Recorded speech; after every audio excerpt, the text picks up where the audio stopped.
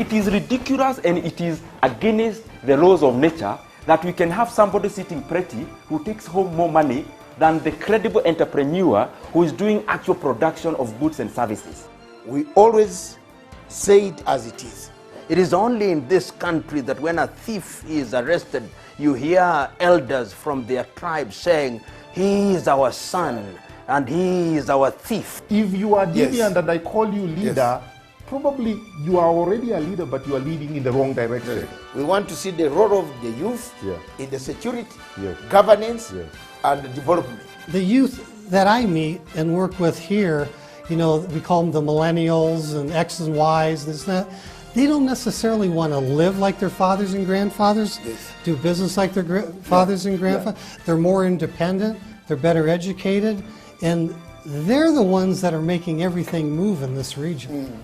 We look at the issues, we talk about issues that impact people's lives in Africa. The African peoples themselves continue to cheer bad leaders, and because they cheer them on, they continue to be misled. Let me ask you, doctor, would you rather be somebody who does not enjoy so much freedom but you are rich? Yes. Or you'd rather be poor who you are actually imprisoned by the poverty itself? My goal is not to come here and say, I want the majority ownership, I want to own this, I want to own that, I want to do this. My goal is we all make money and we're all happy, and I help build a big business here. Punchline is for Africa, with Africa, from Africa.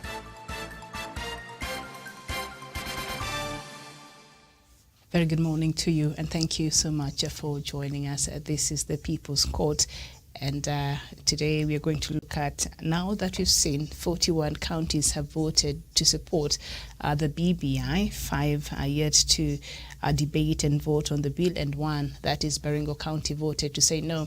It is safe to say that a referendum is inevitable, and now you know the side that has been opposed on this process are saying they're not very keen on voting no or leading the no campaign. So that leaves a few individuals who have maintained their opposition on the BBI. But truly, when it comes to politicians, who will be the face of the no campaign there? And that is the question we shall be seeking to talk about this morning. And on the panel, I'm joined by Jevan Karanja from Nanyuki. Jevan, good morning. Good morning, Miriam. Good morning to our viewers. Good morning to my co-panelists. Thanks for having me on the show. Very well. Nice to have you. And we're also joined by Douglas Kirimi from Meru. Douglas, good morning. A very good morning to you, Miriam Ogutu, to our crew at our headquarters in Nairobi, and also to my co-panelists and also to our friends across the world. Good morning. Good morning. And also we are joined by Professor Jared Onyari. Professor, good morning to you. Well, Professor shall be joining us in a bit. Musa Abdi Haji from Isiolo, good morning. Good morning, Miriam. Thank you so much for having me. I'm humbled to be here. Thank you.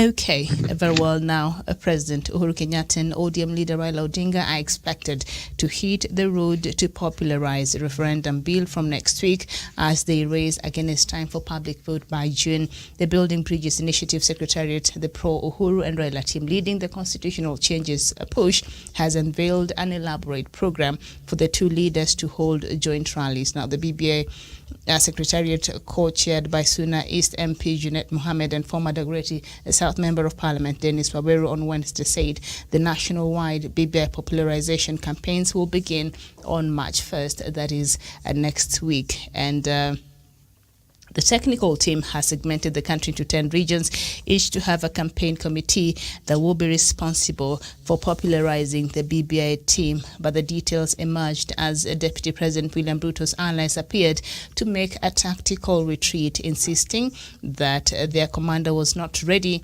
to spearhead a national no campaign. Ruto has remained unusually quiet after over 40 county assemblies, including his Rift Valley backyard, almost unanimously endorsed the Constitution of Kenya Amendment Bill 2020. So who will be the face of the no campaign? Jevan, I'll start with you.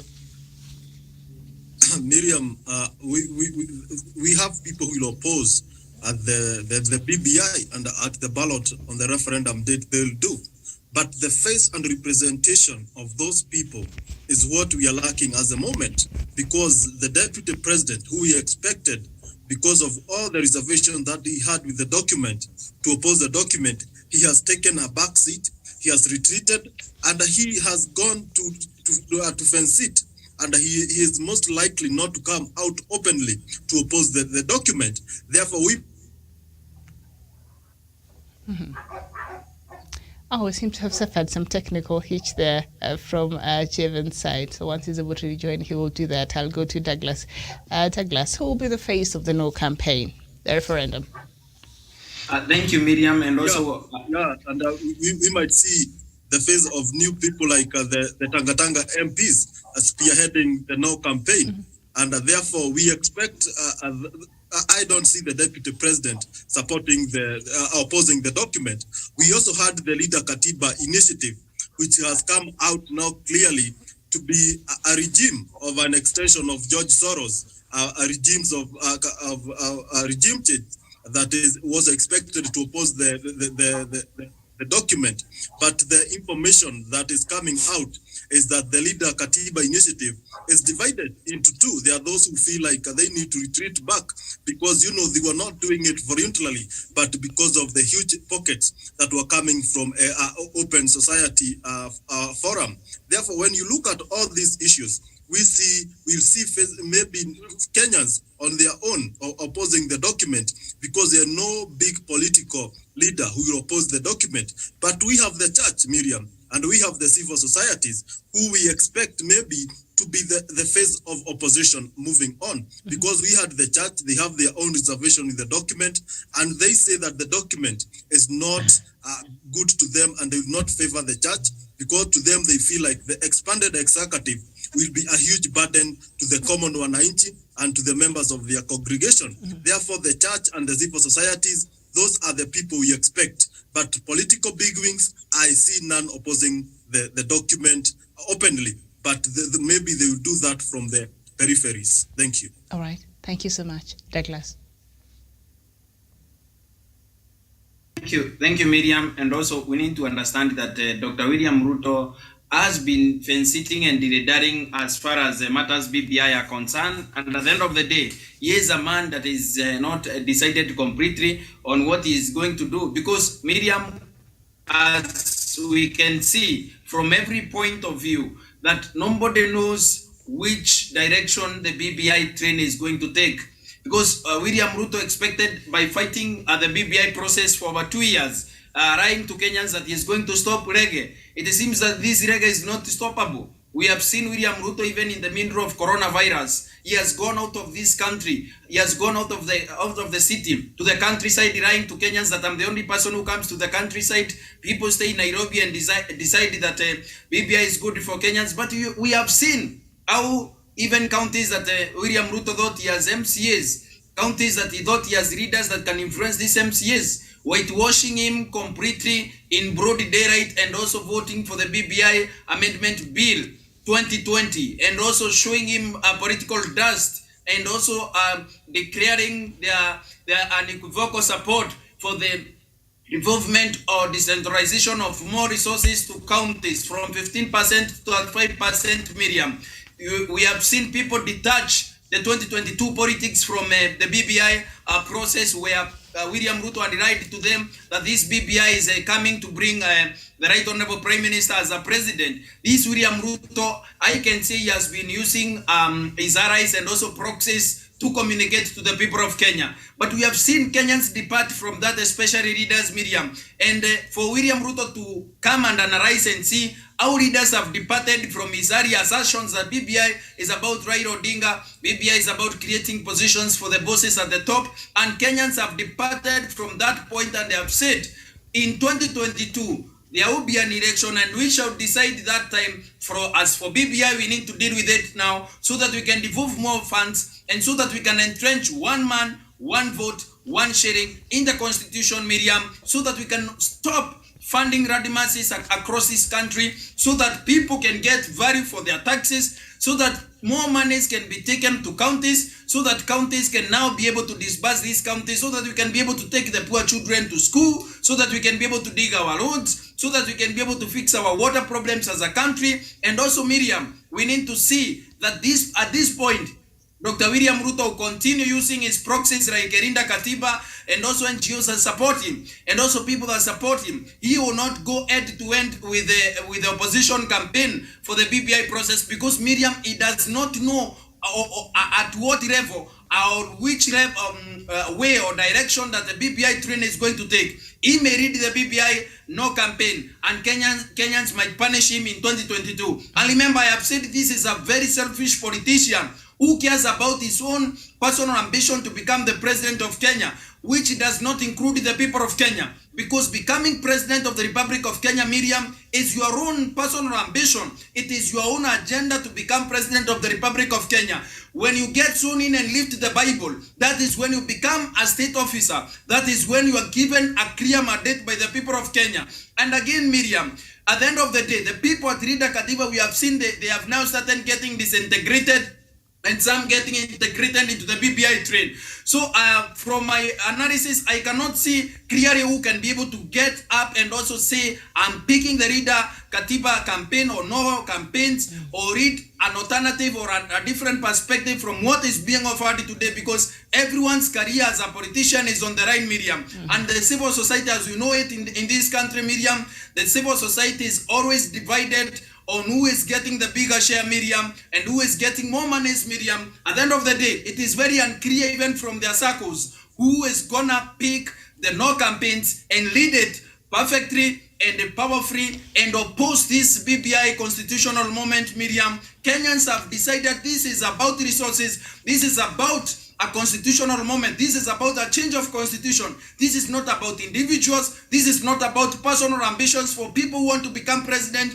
People who don't care about the future and also the well-being of the people of Kenya, Miriam. Because when their children are sent home, it is not the big politician, the big fish presidential contender whose children will be sent home. Their children study abroad and in big private universities here in the country, and the poor of this nation, the Roy of this nation, continue suffering under the hands of promises, fake promises of this politician that will come in future and also promise them that they will transform their lives, whereas they're in government today and they cannot speak to President Uhuru Kenyatta to bring the agenda of transformation to the people of Kenya using the Jubilee Manifesto 2013-2022, Miriam. Thank you.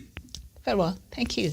Douglas Kirimi, Professor, who is likely to be the face of the No campaign? I know Martha Karua is there with the Linda Katiba initiative. They are opposed, to this BBI, or the 2020 Constitutional Amendment Bill.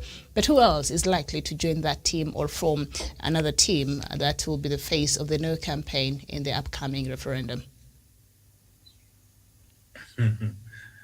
Miriam, I did say in the other show that this is very interesting in the history of this country, that those who are saying no, they are trying to say Linda Katiba. How does Linda Katiba take the country forward? And Miriam, in Article 255, 256 of the Kenyan Constitution, Miriam, we have given ways out on how you amend the Constitution of Kenya. The adject of this Constitution of Kenya 2010, they knew at some point, Miriam, we want to change the Constitution, Miriam, or to amend the Constitution, Miriam. And when you change, there is a process, and you can be able to see it is indeed a process. There was need for it when the two principals, the Prime Minister and the President, met through the handshake, Miriam. They identified the 9-point agenda. And they said, yes, this is what we have identified. Let us have a committee. Then they had a committee, task force.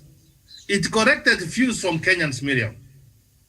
Even these people who are talking about Linda Katiba, and even those who are going to oppose Miriam, everybody had the opportunity, Miriam, to give his or her views to the committee. Then they corrected the views, they were corrected, Miriam. We had Bomas one. we had bombers too. And now, Miriam, we went to an extra mile collecting the signatures.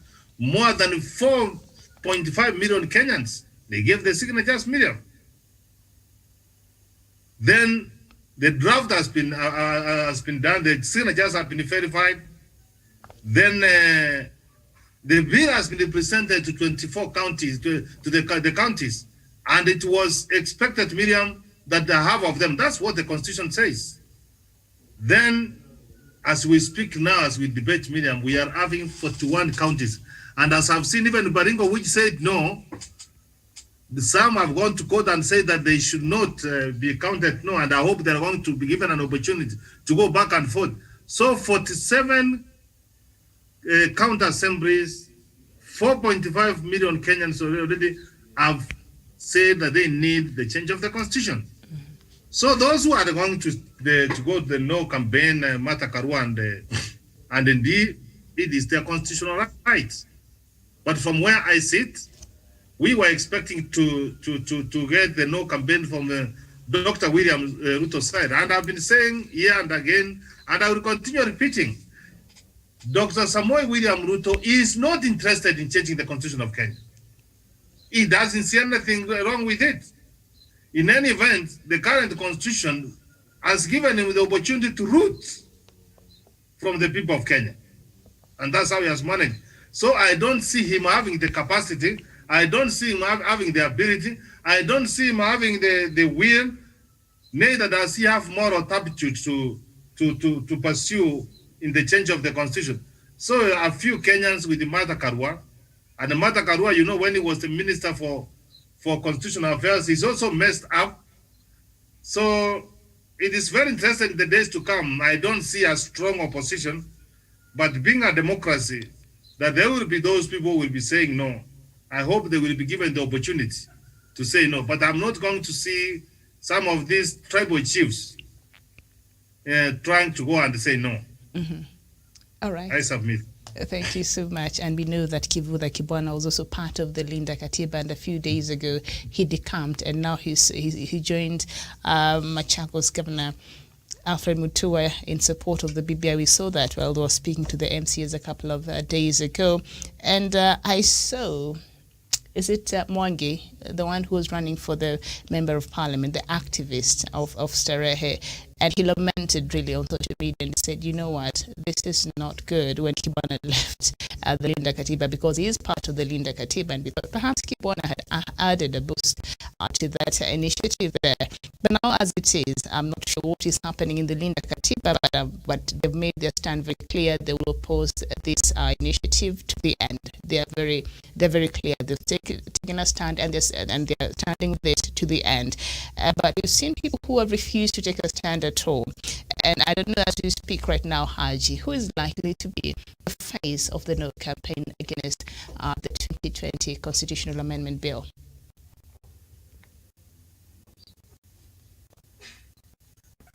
Thank you, Miriam. First of all, I would like to make this one clear. When the children are fighting, and this is according to African societal culture, when the kids are fighting in the field, Miriam, the person who shall be happy, and even if they are violent, they shall be taken as the examples. If the parents are going to call these kids back and tell them one or two things, are the neighbors, Miriam. The neighbors are going to see whatever you are going to do. In this Kenyan context, before I go to that one, you asked me who will be the face of the opposition. My answer is there is no face of the opposition for this constitutional amendment bill. But what I'm going to say is some institutional and carcasses coming together to be the embodiment of the face of opposition. What do I mean by this? We might not see politicians or individuals in this. We might not see politicians or opposition individuals going full throttle campaign in this, but we shall be seeing more of institutional critique to this constitutional amendment. Mm-hmm. It has happened before. The Third Way Alliance, which is a political party institution, was a critique of BBI. Later they withdrew. Now we are seeing another political party institution by the name NAC, which is now the very embodiment of the Linda Katiba Kenya, being the face of the opposition. They might not have the money, they might not have the bigger resource of pulling the crowd together, but now it will be something of them to do one or two things, making appearance in the media, continuing to, kind of advance the narrative that it is not good for this country. So I see Linda Katiba Kenya as one. Number two, Miriam, the face of opposition is going not to be William Ruto, but it's going to be his soldiers. William Ruto is not going to be in that podium, but I'm going to see the soldiers he has. They have two things binding them: the hunger to be known and to become a national figure. Two, the hunger to assert their electoral influence come 2022. Number one, Muhammad Ali, Jicho Pevu, MP for Nyali. Aaron Cheriot, Isaac Ruto, though he agrees with the BBI initiative, is in the camp. Jackson Mandago. These leaders, when you look at them, these are leaders who are yearning for national outlook. They want to yearn for that. Rashid Echeza, as obvious. They want to have that national image, and the only way they can have this image is by purporting to go against the BBI narrative, and this shall be acting as a platform for campaign for them come 2022. That is a tick for them. Number two, we have leaders who are already in power. They want to assert their influence to be elected again in 2022. We know how our politics works, Miriam. And what we can do here is Aaron Cheriot, Muhammad Ali, I'm just mentioning a few, Caleb Kositani, Oscar Sudi. These are leaders who believe that by pulling constant attack on this national narrative, then they can have that voter sympathy back at home. So I will not see William Ruto fighting for this. I will not see William Ruto as the face of opposition. But I will see the leaders who yearn for national outlook, the leaders who want to assert their influence, and three, the rejected leaders from Uhuru Kenyatta's camp. What do I mean by this? I mean Mwangi Kiunjuri, I mean Moses Kuria, I mean the likes of Eden Duale. These are leaders who are going to be, asserting or pushing for some kind of narrative in this, because they have been rejected. Duale was removed from the leader of majority. Mwangi Kiunjuri was the Minister for Devolution and Agriculture. CS, he was removed. I'm not going to be afraid even seeing Rashid Echesa in these, the rejected people in these. And finally, the likes of these individual, Kimani Ichung'wah. So, Miriam, these are the perspective I see, and I believe we are not going to see William Ruto as the face of opposition, but we are going to see his soldiers as the face of opposition. Obviously, when you look through, the DP has been very careful, choosing his words rather very careful, and not to outrightly oppose the BBI by saying no, he will be opposed to the BBI. But he's been using a choice of words, and a few days ago, he said that this referendum is likely to be divisive and it may lead to divisive elections. Let's just take a look at that video and then we will continue talking there. We are trying to sort out a problem of divisive elections leading to a divided country. How do you sort out divisive elections leading to a divided country? By running a divisive referendum that will end up with a divided country. Isn't it a zero-sum game? It is entirely a zero-sum game, because if you are trying to treat divisive elections and a divided country, and then you are running a divisive referendum that will end up with a divided country, what are you achieving? And what is the whole of this hurry for? And are we really genuine? Are we serious?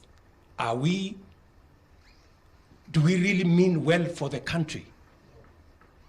Or are we running this divisive referendum to achieve a different outcome? And let me say this. It is now, unfortunately, very clear that there are people who want a divisive referendum, and us versus them. A yes, no referendum. All right. So that is Deputy President William Ruto there earlier, a couple of weeks ago, saying, this process is divisive. The referendum will be divisive. And so that might lead to a divisive election come next year and perhaps a divisive country. But as we have seen the voting and how it went, 41 counties have voted. The county assemblies have voted to support this process. And we'll get into into the nitty-gritties of some of the counties that voted and what the people there said. Could this be signs of a lot of Kenyans coming together and perhaps just a peaceful process? And judging from what happened there on Tuesday, do you think Deputy President can change his mind about projecting a divisive process here from, what we saw there? 41 counties voted to support this. That is not divisive at all. That is a resounding, acclamation there, Javen. Thank you, Miriam. And what we have seen the BBI uniting this country. And for a fact, let me say this. From the onset of the handshake, we have seen this country, people starting to love each other. Miriam, these days, when you come from Mount Kenya region and you go to Kisumu, Migori, you be welcomed more than a resident of that county, because they see the unity that the handshake has brought to this country. And therefore, on the issue of whether the BBI is dividing us or not dividing us, Miriam, let's use the county assemblies as a living example of what we should expect from the BBI. We have seen the Baringo County not passing the Constitution Amendment Bill 2020, but did that divide the neighboring counties like Nakuru? We are seeing people living in unity. Nobody is divided. And when you go to Baringo, they opposed the amendment bill, the county assembly. And we expect when the campaign starts, by virtue of that, when the campaign starts, we'll see leaders going to that county to popularize the document. And at the end of the day, we'll see people of Baringo voting for the document. Therefore, this shows that BBI is giving us a platform to exercise our democratic space without interference. And Miriam, whether the people of Baringo were coerced to vote no or yes, at the end of the day, we are in a democratic space. And I want to remind the Deputy President, William Ruto, he can't say that we cannot hold a referendum because the BBI will divide us. We know from the onset, BBI has been an all-inclusive process. Kenyans were invited to submit their recommendation and their proposals, but the Deputy President failed to do so with his surrogates. Therefore, they cannot talk of exclusion when the BBI, from the word go, it is all about bringing Kenyans together. The proposals and the contents of the BBI are made by Kenyans. Those are Kenyans' views. Therefore, at the end of the day, BBI is a document that is owned by Kenyans. It's not owned by the political bigwigs. It is only the Deputy President who wants to make it look like a document that is about 2022. But that is not the case. He has been in 2022 campaigns to a point whereby anything that he sees a national conversation, he sees at a setback to his 2022 presidential ambitions. Therefore, and in future, does it mean that Miriam will not be holding election in this country because they will divide this nation? Does it mean that in 2022 will not hold a general election because Kenyans will divide across regional and communities and wherever will divide them? Because at the end of the day, we'll have a winner and a loser. Therefore, in future and in all countries, we must have an election, not because it will divide the country, but because it's a constitutional requirement, it's an opportunity for Kenyans to inject new breed of leaders in the system. That is the sole purpose of having elections, so that we can change leadership, so that we can improve on leaders who are not performing.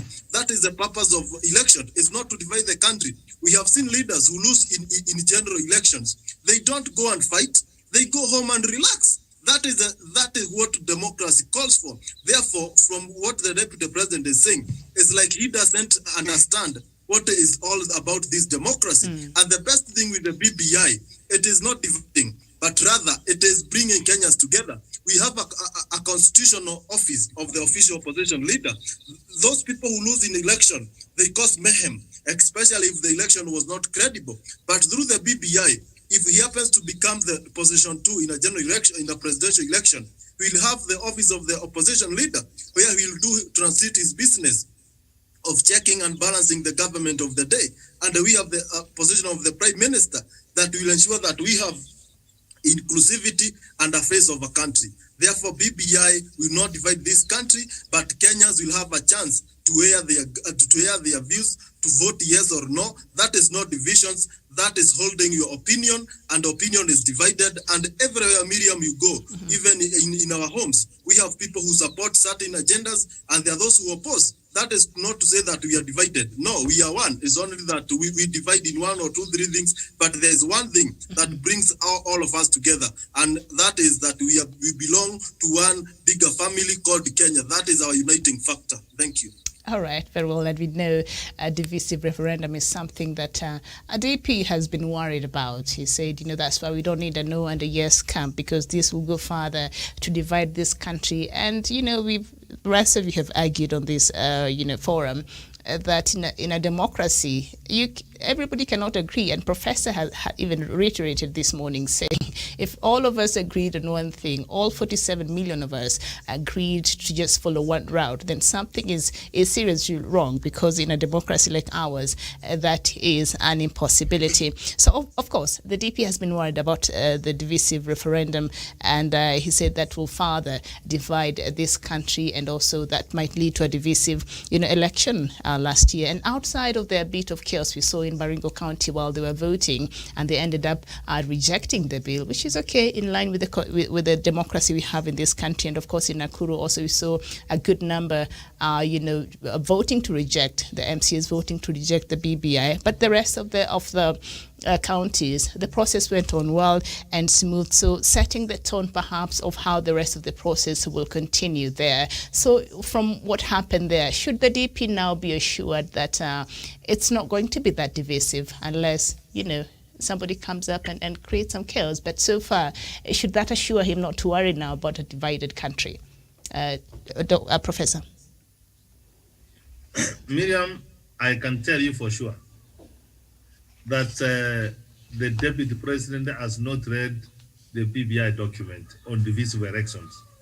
What Kenyans have pronounced themselves to be done. In fact, from the point of from where he's facing his argument is from the point of ignorance. Do you know why, Miriam?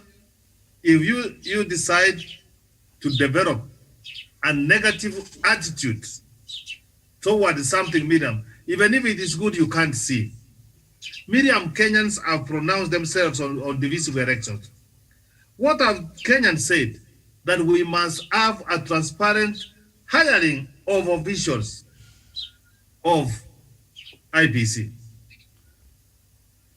We have said, Kenyans have pronounced that, Miriam, that we need timely procurement of election materials.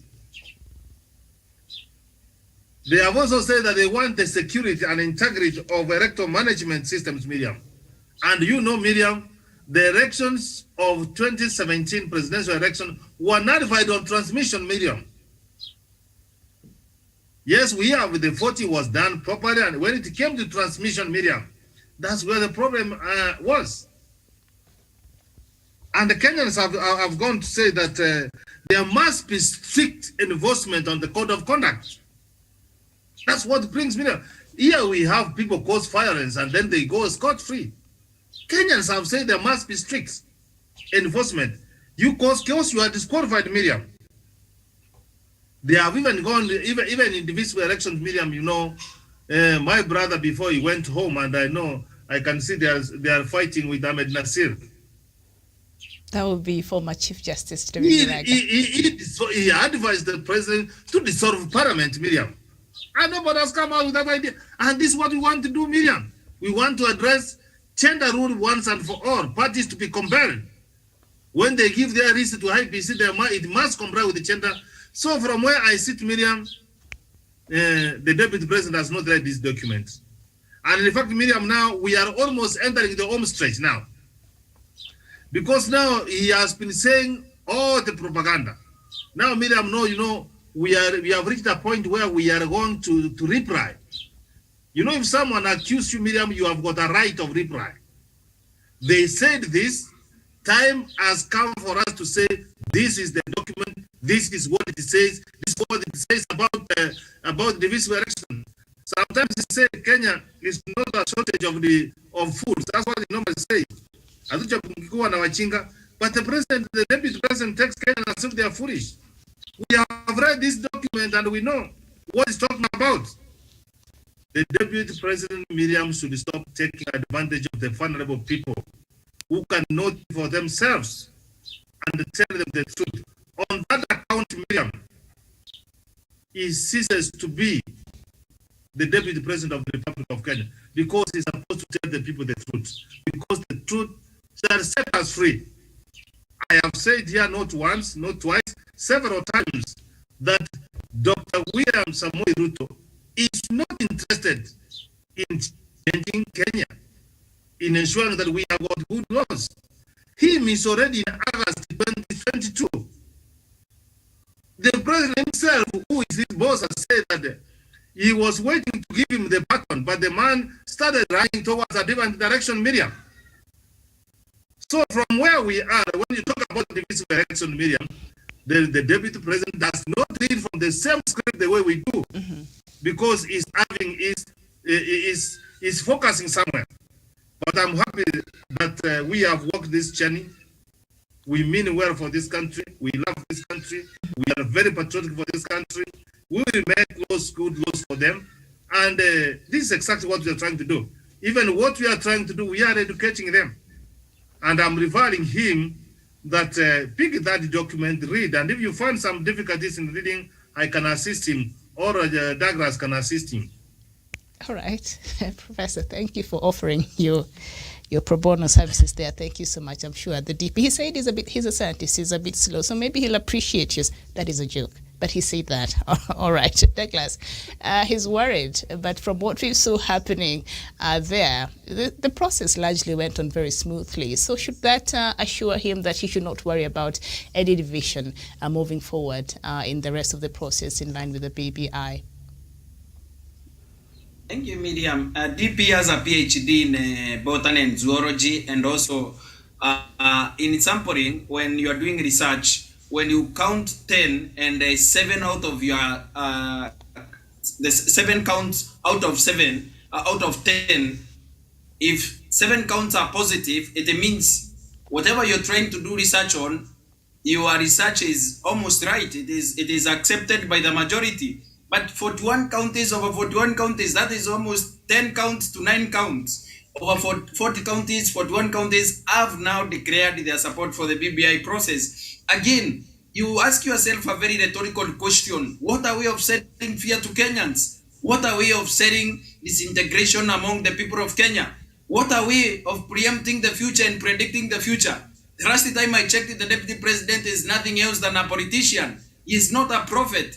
He had gone ahead of time and also preempted into the future and seen that Kenya is going to be divided, Miriam. Kenya is going to be divided among tribal lines by this BBI. Kenya is going to be divided because the deputy president, does not approve that. Miriam, this is a bit of preempting the future and also seeing what is going to happen. This is something that Kenyans should depart from. And also, Kenyans are people that can listen to their own conscience, and also they can listen to their own hearts.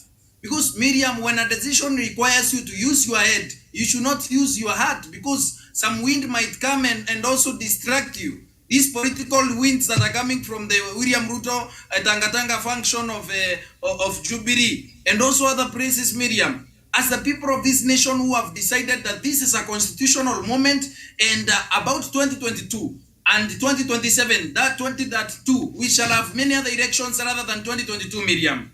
And remember, when William Ruto tells the people of Kenya that he is so worried that the people of Kenya will be divided, this is a man that is setting fear to the people of Kenya. This is a merchant and a trader of fear. This is a merchant of impunity who wants to continue holding Kenyans at ransom, telling them that the BBI is going to divide Kenyans. If BBI is going to divide Kenyans, we would have seen majority of MCAs, car grants or no car grants, who would have defied the vote. And also we would have seen at least 4 or 6 counties. But these are 41 counties, Miriam. The MPs and senators today enjoy a car grant of 7 million shillings each. But we see them opposing the president daily. We see them trying to belittle the president and disrespecting the president every day. So this issue, Miriam, is not even about the car grant or car grant or no car grant. There are MCAs who have defied the vote, the constitutional vote on BBI in the county assemblies, but these MCAs are not going to be denied the car grants. The people of Baringo, especially the MCAs, have denied the BBI an opportunity in their county assembly. These people are going to be granted those car grants, Miriam. They are going to be given because it is their right. It is their right that had been suppressed before. So we, the people of Kenya, we can see from the prisms and from the eyes and even from the qualms and whims of William Ruto when he continues setting fear to the people of Kenya, to the electorate people that he expects to vote for him to become president in 2022. Presidency in this country is not an emergency, Miriam. Becoming president of the Republic of Kenya is under personal ambition of each and every one of us, including myself. I have a presidential ambitions in my heart. Professor Jared Onyari, I can preempt that he has presidential ambitions. Musa wants to become president one day. Everyone wants to become president. It's a prestigious position in this country. But at the end of the day, we should separate real issues and the reforms that touch on the ordinary people, on the ordinary Kenyans, that can better our lives as a country and also as a people. Because one thing we need to separate from is that when 55.5 billion shillings comes to over 11 counties in Mount Kenya region, how many billions William Ruto has poured to Mount Kenya region? Between 55.5 billion and 100 billion will be trickling to Mount Kenya region over every financial year annually. But how many billions has William Ruto poured in Mount Kenya region for the last 1 year? We need to be able to oppose this thing. When you are setting this fear, when you are a trainer of fear like William Ruto, you need to tell the people in the alternative to the BBI that is so divisive, so destructive to the people and the peace of this country, so that the people of this country cannot experience development. You should be able to give us an alternative in regard to whatever you are opposing.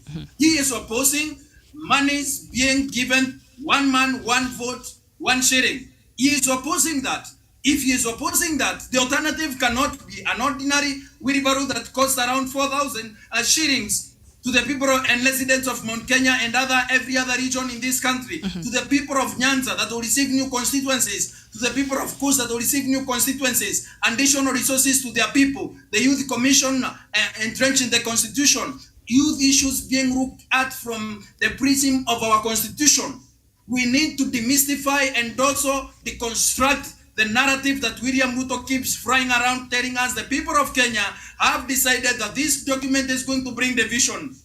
In sampling or in research method, out of 10, if 7 support your opinion, that is a majority that are supporting. In this case, it is 41 counties, Miriam, out of 47 counties that have voted for this document. Where is the division? Whatever we saw at the Baringo County Assembly, that was sponsored. Whatever we saw in Nakuru County, those are people who deliberately chose to go and vote against the document.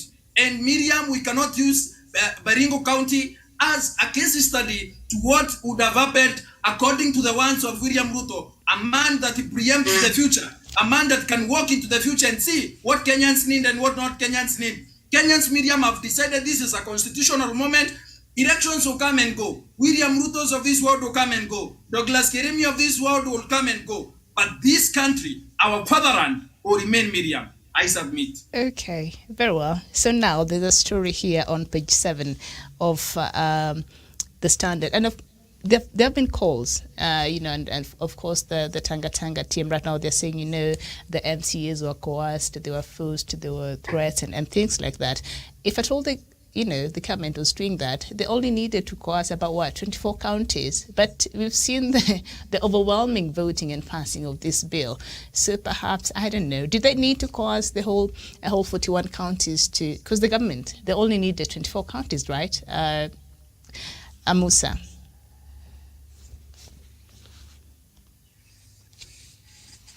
Thank you, Miriam. Thank you. I think you've said, I'll go straight to the point. What is coercion? When you are coerced, when someone coerces you, it's either in the form of reprimanding your freedom to express yourself, your freedom to put anything you want to wish, either in voting, associating, or expressing, and even to some extent, intimidation. I cannot go into that. I don't know. But one thing which is very clear, there is the aspect of money here, Miriam, resource. And the county government have decided to outroll themselves and look at this perspective. This is Uasin Gishu County. Elections will come and go. 2022 will come and go. Allocations of funds cannot be done. It's something which comes in a quarter of a century, a 25 years or 30 years span. It comes and goes. So as long as coercion is concerned, to my opinion, there were no coercion. Actually, there were collaboration. Maybe we give it the benefit of doubt, and I've really said all those time, our MCAs are one of the most, even before BBI and even these things, our MCAs are one of the most gluttonous and greedy individuals we have in this nation. That is my opinion. At least the councillors who are working during Moi's time, they were really better. Those councillors, I've never lived under I was not born under their leadership time, but we've had a lot of good things they've done. Uhuru Kenyatta doesn't have to give you a car grant for you to pass BBI. You don't have to coerce the president. Actually, I see coercion in many forms here, Miriam. Why do they have to tell the president now we need car grant when they want to pass the BBI bill? It shows that there is less ingenuity in them. The president has been pushing, for peace and agreement with Raila Amolo Odinga for close to a year or two, and now we are heading to the third year. And I will tell and I will advise even the President Uhuru Kenyatta, not by letter writing, as common as it is, by just my personal conviction, that he should be afraid of not Raila Amolo Odinga. He should be afraid not of himself. He should be afraid of not of NASA principles or anyone else. President Uhuru Kenyatta should be afraid of these very same leaders who are purporting to be good to him. We know how the Truth, Justice and Reconciliation Commission report was shelved. Mwai Kibaki initiated that these issues should be looked of historical injustices, economic crimes.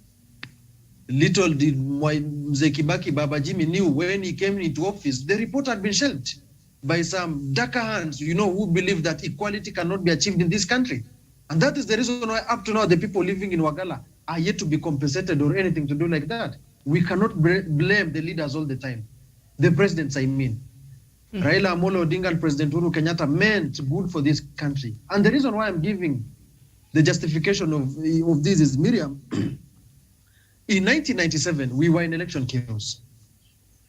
And Raila Amolo Odinga opted to Kanu to preserve peace back then. This is the man who has been surviving on the compromise of letting people live peacefully. In 2002, when the Kanu regime was dying, he had to say Kibaki Tosha, and he had to live his dreams for the sake of the greater Kenya. In 2007, when things were getting bloody, when people were killing one another, when death toll were at around 1,200, and he knew the votes were rigged, everything, ECK was rigging the election, and the Tharaka-Nithi scandal, he had to call everyone. Back then, Kofi Annan was alive, and he told him, I'm ready to forgo my ambition. In 2013, the same. In 2017, we know how the election nullification came about. This is the man who has been living on the premises of forgiving many things bad done to him at the expense of the many people who want to enjoy peace. And so, Miriam, when I will be given this BBI and it will pass, the question I'm going to ask, are the leaders who are going to implement this BBI. These MCAs, I will say definitely and categorically without any doubt, if indeed they could have been genuine, they could have passed this BBI from the onset of their minds and the onset of their patriotism. Why do you have to be coerced by William Ruto for you to reject BBI in Baringo County? Look at their genuinity. The question we need to ask ourselves, Miriam, and BBI is not going to solve this, by the way. Neither will be our constitution. The real questions are not going to be solved by anyone but ourselves as Kenyans. Corruption, development, and leaders of integrity, Miriam. We might have the best document in the world in the name of BBI, a very good document, very well informative. But are the leaders going to be informative as the same as that document, Miriam? Mm-hmm. And I conclude, there have not been coercion. Actually, I will say the president has been very philanthropist to these people. Mm-hmm. We remember how the government is facing the cuts, also from the Ministry of Treasury, Cabinet Treasury. We are now seeing parastatals being merged to counter the COVID-19 recovery program. The president has been so good to these MCAs that he has decided to give them a car grant of 2 million. And that is not a favor, by the way. That is a constitutional mandate. But look at that constitutional mandate the president is fulfilling, Miriam. Other constitutional crises are coming back. That some MCAs have taken loan facility, which is more than the 2 million, which should be serviced by the SRC. These are some of the crises we are facing. And these leaders should be reminded, and even Deputy President William Ruto should be reminded, when this country shall be burning, Miriam, I'm resting my case, when this country shall fight in 2022 or 2021, William Ruto is not going to be blamed. Raila Amolo Odinga is not going to be blamed. According to the onset of international law, President Uhuru Kenyatta is going to be held responsible, even if he has not done one or two things. And you don't have to put a president into such kind of situation. I know there are leaders in this country, Miriam. Our neighbors are watching. Al-Shabaab is watching. The Ethiopians are watching. Uganda, the one dictator, Yoweri Kaguta Museveni, is watching. People are waiting for Kenya to mess so that Al-Shabaab and other militia groups can take advantage and cause chaos in this country. We know what happened in 2007 when Deputy President single-handedly ordered burning of people while they were in churches. And when the case was taken, who was the responsible person? Even when Kibaki was the president, he was the person who was the responsible. Ocampo came to him and told him, I need the letters, I need the evidence. So if this country is going to burn, William Ruto is not going to be held responsible, and neither will be Raila Amolo. It will be President Uhuru Kenyatta. And these people should make good time for him. You know, sometimes someone can be a sacrificial lamb, Miriam. We might blame all the people doing all these things, and at the end of the day, you are going to put President Uhuru Kenyatta in a very awkward situation. By the bound of one constitutional aspect, that he is the sovereign leader, a symbol of national unity of this nation. So I would advise Deputy President William Ruto not to look at 2022 as a political ambition, but also to look at the sovereignty and the supremacy of the constitution of this country, Miriam. All right. Thank you so much, Musa Abdi Haji. There now we know there have been, calls that BBI is not very popular. And we saw that letter by Kenyatta. We talked about it. We will not talk about it today. And it was believed to be also very unpopular in DP Ruto's strongholds there. But there's a story here on page 7 of the Standard newspaper. I'll just read, then I'll get the reaction of the panelists there. Now, initially, allies of the DP drawn from the Rift Valley were the fiercest critics of the bill, but with time, a series of consultative meetings were held between MCAs and the leaders that saw 10 out of the 14 counties endorse the document by yesterday. And then down there, they say Kericho's endorsement of the bill was largely influenced by the outcome of the public participation meetings where residents in 6 constituencies piled pressure on the MCAs to endorse it. Assembly's Justice and Legal Affairs Committee Chair Edith Chepkoech told the House that voters had hailed the bill as perfectly crafted and had good things in it. All right. Now, county assemblies for Mount Kenya region beat perceptions that the bill was unpopular, and Murang'a Senator Irungu Kang'ata had written to President, let's just leave the Murang'a senators letter behind. We've talked about it, enough of it. But Kericho, apparently the people came there and said, no. After the consultative meetings and the public participation, the public had to change their mind and told them, in fact, it's the public in Kericho which coerced the people to go and vote yes and support the BBI. Quite interesting there. As we conclude the show today, I'll start with you, Professor. Miriam, that's a very interesting question, but let me just have this to say. I want to see one of the members of the county assembly saying that they were coerced by the president or the prime minister or the government that go and vote for the bill and pass the bill. Someone to purport to speak for them, Miriam, does not add up. And here, this Miriam, you have heard that the members of the public, Miriam, told the county assembly members that go and pass this document. Do you know why? It is because, Miriam, the document, Miriam, you know, I keep on talking about the 9-point agenda, Miriam. Why do you think the members of the county assembly will go, members of the public, the citizen, wananchi will tell them members of the county assembly, go and pass the bill? It is because BBI is addressing corruption. When it is addressing the corruption, Miriam, we can see one man in this country, and I don't want to keep on naming him, carrying money in sacks and in wheelbarrows, taking to the church. And the people saying, no, we cannot stop this one. We want opportunities for all Kenyans. We want medicine. We want good roads. We want equipment for our doctors, for our nurses, for health workers. That's what the people are seeing. They know. Miriam, Kenyans are not living in the moon. We live in Kenya, and we know what has happened.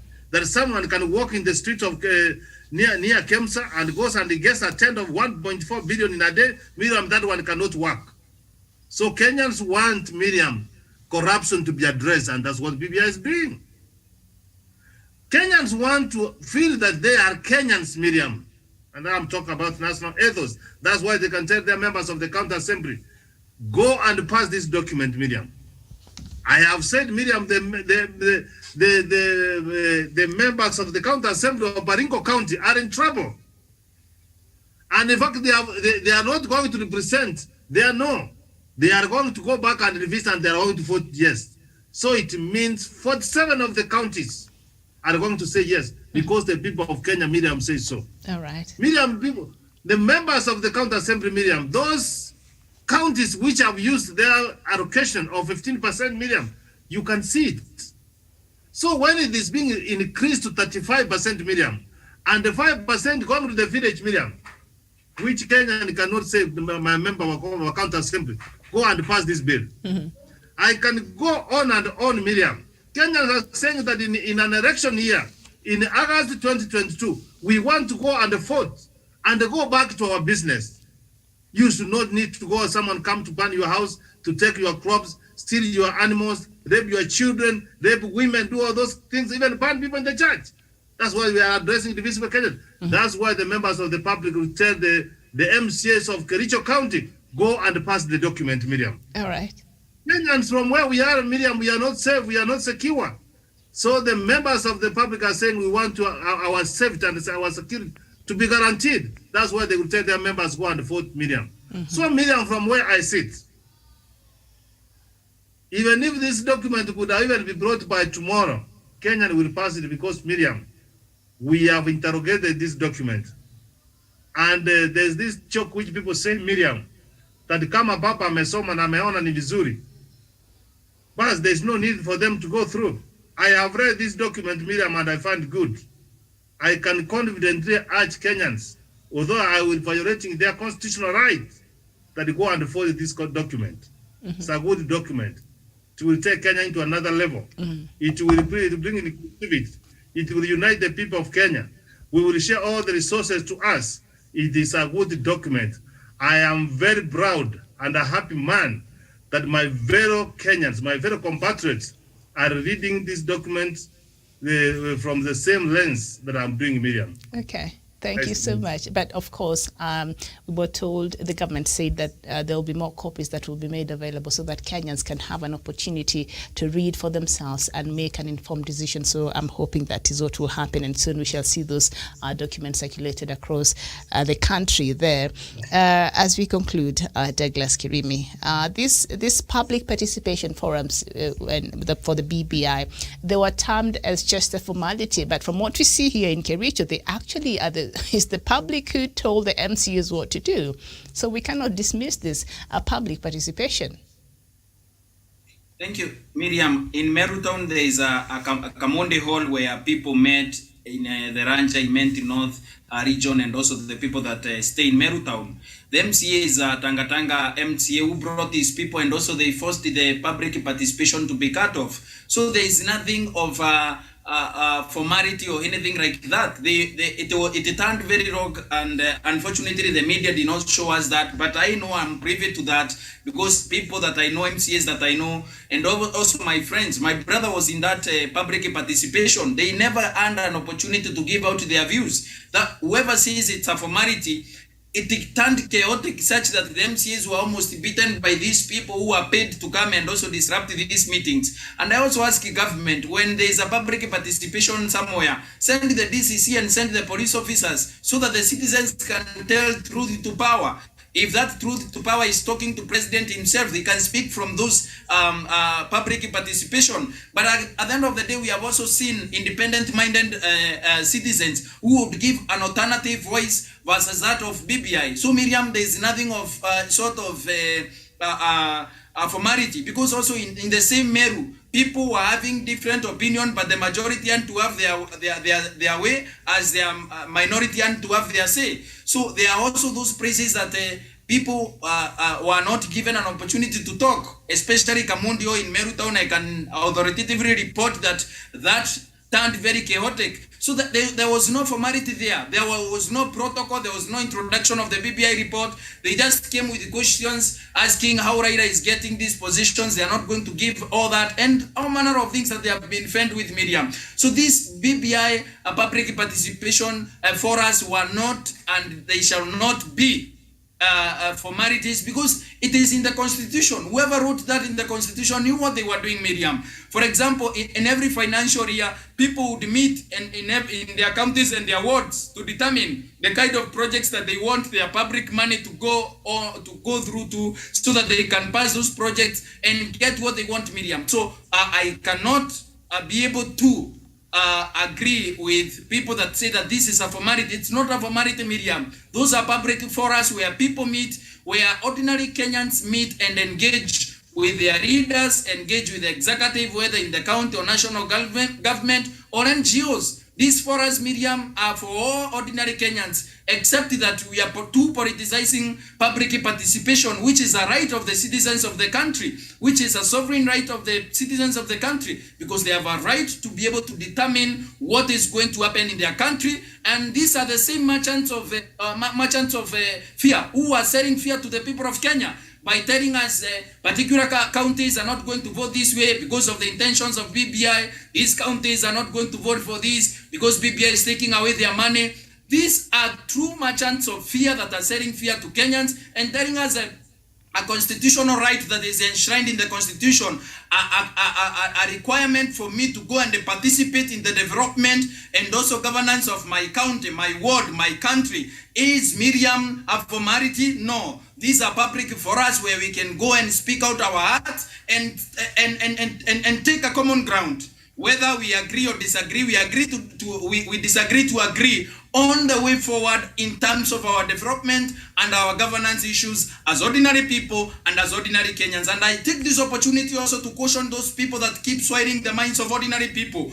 These people can be able to distinguish between a wheelbarrow and between the billions of money that is coming to save them from the perennial lack of funds that they cannot educate their children. Miriam, in 21st century, people cannot be able to take care of their children. They cannot take them to school. The poor masses of this nation that I advocate for and that I fight for. They cannot be able to pay school fees. And what we are talking about is empowering the same poor children with nothing rather than a wheelbarrow, and we want those people not to go to a public participation and vote on a vote that is going to bring more resources to their people and more resources to their schools so that their children can see a better tomorrow, Miriam. It is hypocritical for anyone to say it is a formality for the people of Kenya to continue gathering in those social halls, in those meetings and everywhere they are meeting, so that they can contribute in these forums on the way, on their governance, and also, Miriam, on their development issues in their country, in their wards, and in their villages, Miriam. Thank you, I submit, and thank you for having me on the show. Thank you. Thank you, Douglas. Always a pleasure. Javid, are you surprised that it is the people of Kericho who pushed their MCAs to actually vote for this bill, and if you're being told they're being coerced? It's the people who coerced them. We are not going to miss out on the BBI, so you have to go out there and vote correct. I'm not surprised, because at the end of the day, and Kenyans, the level of literacy in this country is increasing. Therefore, I expect that the people of Kericho, they were able to read the document and they saw the good things in the document. And that is what democracy calls. We know in Kericho, it's perceived to be a stronghold of deputy president who has been pushing for the narrative of the wheelbarrow and the Hasra agenda. But you have seen people saying, no, we want more funds to our county devolved unit so that we can develop, so that we can have one-on-one interaction with development at our villages. That is something that I don't take it for granted, because it's Kenyans who have made their voice heard. Therefore, those people have been saying that MCAs were bribed by 2 million cars, million car grant. These MCAs, they have money. Most of them, they have been getting good salaries. They are able to buy their cars even before they were given the grant also. Because, but at the end of the day, it's the people, and the sole purpose of public participation is to listen to what the people are saying. Because these MCAs, they are our representative at the county level. Therefore, when they come and listen to what we have to say, they must follow, because we are the boss. We have just set them to the national, to the county assembly as our representative. Therefore, they must listen. And if the people of Kericho want the BBI, that is the will of the people, and the power belongs to the people. Therefore, that one is a good gesture that Kenyans can be able to read and distinguish between the politics and the real agenda that we have of the BBI. At the end of the day, the people of Kericho might continue supporting the deputy president, but for now, they have taken what is good at the moment. When time will come to vote, they will make their own decision. That is what democracy calls. Therefore, I'm not surprised, and I wish even the people of Baringo were given a chance by the MCAs and the county government to have a public participation, so that they could have aired their views, rather than what we saw of a supremacy, a battle, or a kind of a show-off between the deputy president and Senator Gideon Moi. Therefore, public participation is something, and I have seen through the BBI, is something that has been given a lot of emphasis. Therefore, public participation is part of us and should be emphasized in all sectors of this country. Thank you. All right. Thank you so much, Musa Abdi. Conclude for us.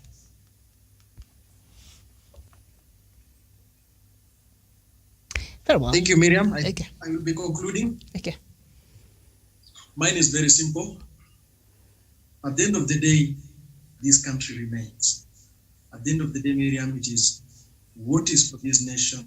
It is what, the very citizens who voted the 2010 Constitution should be standing for. No document is perfect for it to remain forever. I think even in Christianity, Bible has to be revised sometimes for the dialect to be understood by the followers. So as it is even in Islam, that the Quran, which was revealed in Arabic form, is now available in English, Kiswahili, and every vernacular form, Miriam. And it is my humble submission that these leaders, for the very, very, very final time, leave alone campaigning and focus on true politics, the politics of decision-making, the politics of governance, the politics of resource allocation, the politics of purpose, whereby you agree to something because it is for the benefit of this nation, you disagree to something, to this nation. And deputy president who has been riding on the wheel of the hatred of the wheel that he is being hated, no. Even the very same people who brought him to power in the areas of Bomet, they believe that, fine, we respect and we love you as our deputy president, but this is not campaign. This is making decision. And by supporting for BBI, we don't hate you. We only need the good purpose and the good progress for this nation, in addition of constituencies, funds, ward allocations at a micro level. So let it be the common discourse of purpose. Let it be not that leaders are taking advantage of such kind of constitutional process. Anyway, Miriam, if it could not have come in 2020 or 2021, it would have come in 2027 or 2032 there. Because it is constitution. A constitution cannot stand the width and the width all over time, over the period of the years. It must be changed, Miriam. And this is my humble submission. Thank you. All right. Thank you so much. Thank you, Musa Abdi. Thank you, Professor Jared Onyari. Thank you, Douglas Kirimi and Chevan Karanja. It has been a wonderful discussion. And thank you so much for watching. I'll be back here shortly with the news making headlines across the continent of Africa in Diaspora Dispatches. My name is Miriam Mugutu. Enjoy the rest of your day. Bye-bye for now. It is ridiculous and it is against the laws of nature that we can have somebody sitting pretty who takes home more money than the credible entrepreneur who is doing actual production of goods and services. We always say it as it is. It is only in this country that when a thief is arrested, you hear elders from their tribe saying, he is our son and he is our thief. If you are deviant Yes. and I call you leader, probably you are already a leader, but you are leading in the wrong direction. We want to see the role of the youth Yeah. in the security, Yes. governance, Yes. and development. The youth that I meet and work with here, you know, we call them the millennials and X's and Y's, this and that. They don't necessarily want to live like their fathers and grandfathers, do business like their fathers and grandfathers. They're more independent, they're better educated, and they're the ones that are making everything move in this region. We look at the issues, we talk about issues that impact people's lives in Africa. The African peoples themselves continue to cheer bad leaders, and because they cheer them on, they continue to be misled. Let me ask you, doctor, would you rather be somebody who does not enjoy so much freedom but you are rich? Yes. Or you'd rather be poor who you are actually imprisoned by the poverty itself? My goal is not to come here and say, I want the majority ownership, I want to own this, I want to own that, I want to do this. My goal is we all make money and we're all happy, and I help build a big business here. Punchline is for Africa, with Africa, from Africa.